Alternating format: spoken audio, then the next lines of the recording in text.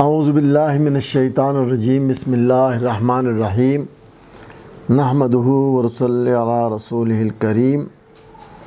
میں ایک بار پھر آپ کو اپنے چینل میں خوش آمدید کہتا ہوں اور امید کرتا ہوں کہ آپ نے میرے ویڈیوز جو دیکھے ہیں ان کو انجوائے کیا اور انشاءاللہ معلوماتی اور علمی موضوع پر ہم بات کرتے رہیں گے۔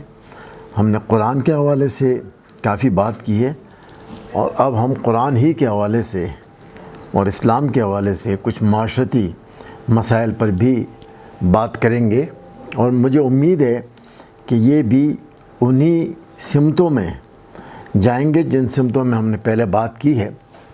تو آج ہمارے سامنے ایک موضوع ہے اور وہ یہ ہے کہ ایک بات عام مشاہدے میں آتی ہے کہ جب بھی امتحان کے نتائج سامنے آتے ہیں تو بچیاں نمبر لے جاتی ہیں، first class, second class, first position, second position, third position. اکثر ان پوزیشنوں میں بچیاں نمایاں ہوتی ہیں اور بچے غیر نمایاں ہوتے ہیں بلکہ غائب ہوتے ہیں۔ اب سوال یہ پیدا ہوتا ہے کہ کیا بچوں کو تعلیم سے دلچسپی نہیں رہی؟ کیا بچوں کو علم سے کوئی تعلق نہیں رہا؟ اور اگر ایسا ہے تو یہ تو بڑا ہی خطرناک رجحان ہوگا۔ میں تقریباً 40 سال تعلیم و تعلم کے پیشے سے وابستہ رہنے کے بعد اور تمام پہلی کلاس سے لے کر 16 تک اگر میں وہ بھی شامل کروں تو تقریباً 56-57 سال مجھے تعلیم اور تعلم کے ساتھ وابستہ ہوئے ہو گئے۔ اب سوال یہ پیدا ہوتا ہے کہ ایسا کیوں ہے کہ ہمارے لڑکوں کو تعلیم سے وہ دلچسپی نہیں ہے جو لڑکیوں کو ہوتی ہے۔ تو اس حوالے سے ہمیں تجزیہ کرنا یہ ہے کہ پہلے ہمیں یہ دیکھنا ہے کہ مرد اور عورت کو اللہ سبحانہ وتعالیٰ نے علیحدہ علیحدہ خصوصیات کے ساتھ پیدا کیا ہے اور وہ ان کی فطرت بالکل جداگانہ حیثیت رکھتی ہے۔ آپ دیکھیں کہ مرد اپنی زندگی میں ڈیفرنٹ ڈیوٹیز سر انجام دیتا ہے اور ہمیشہ سے اس نے ایک خاص کردار ادا کیا ہے، جبکہ عورت کا کردار مختلف ہے۔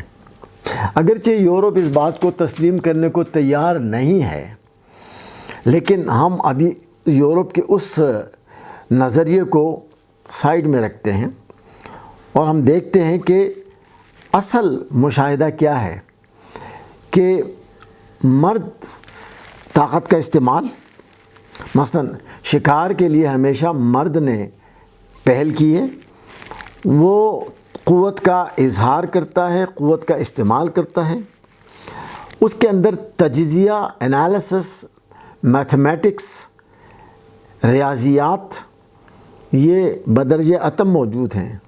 سائنسز کے ساتھ مردوں کا ایک خاص لگاؤ ہے، اسی لیے کہا جاتا ہے کہ آج تک کوئی سائنسدان عورت پیدا نہیں ہوا سوائے ایک خاتون کے، جو کہ ایک ایکسیپشن ہے، مادام کیوری کی ایک ایکسیپشن ہے۔ تو جتنے بھی نوبل انعام یافتہ ہیں وہ مرد ہیں۔ ایکسیپشن کی بات کچھ اور ہے، الا ماشاء اللہ جسے کہا جاتا ہے وہ کچھ اور چیز ہے۔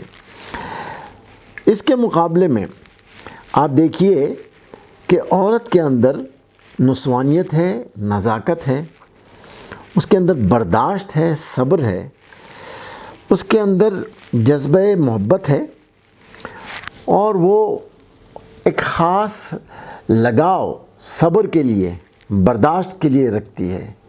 یہ دو مختلف رویے ہیں، اس لیے ان کے نظام تعلیم میں ان باتوں کا مد نظر رکھنا بڑا ضروری ہے۔ اچھا، اب دیکھیے، آئیے ہم دیکھتے ہیں کہ جب انگریز آیا بر صغیر ہند و پاک میں تو اس نے پہلا کام کیا کیا؟ سب سے پہلے اس نے اسلامی نظام تعلیم کو ختم کیا۔ اس نے معلومات کے مطابق ایک رات میں 3 لاکھ قرآن جلائے، 80,000 علماء کو انہوں نے پھانسی گھاٹ پہ چڑھا دیا۔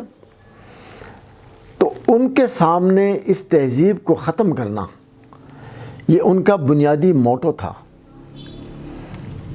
انگریزی ادب کے لحاظ سے اور اس کے حوالے سے جو معلومات ہمیں پہنچی ہیں اس کے حوالے سے میں آپ کے سامنے یہ بات شیئر کرنا چاہوں گا کہ شیکسپیئر کے بہت سارے مشہور پلیز ہیں، یعنی ڈرامے ہیں۔ ان ڈراموں میں کچھ ایسے ہیں جن میں قوت، طاقت کا اظہار، بادشاہی، بغاوت، ایسے پلیز، جبکہ دوسرے پلیز ایسے ہیں جن کے اندر انتہائی نسوانیت۔ تو آپ کو جان کر حیرت ہوگی کہ جولیس سیزر نامی پلے کو باقاعدہ کورس سے نکلوایا گیا، جبکہ وہ بہت ہی مشہور پلے تھا۔ اس کے مقابلے میں ہیملیٹ کو رکھا گیا، اور ہیملیٹ ایک ایسا کردار ہے کہ جو کسی بھی برائی کے خلاف کھڑا ہونے کی اس میں ہمت ہی نہیں ہے، اور وہ ڈیلے کرتا رہتا ہے اور انتظار کرتا رہتا ہے اور برداشت کرتا رہتا ہے، خاتون کی طرح برداشت کرتا رہتا ہے، اور اس کے اندر قوت نہیں ہے کہ وہ اپنے باپ کا انتقام لے سکے، اپنے باپ کا بدلہ وہ لے سکے۔ آپ کو جان کے یہ بھی حیرت ہوگی کہ یہ پلے پاکستان میں پچھلے 70 سال سے پڑھایا جا رہا ہے، اور ہماری جتنی بیوروکریسی ہے جو انگریزی کے امتحان دیتی ہے وہ اس ہیملیٹ کو لازمی پڑھتے ہیں۔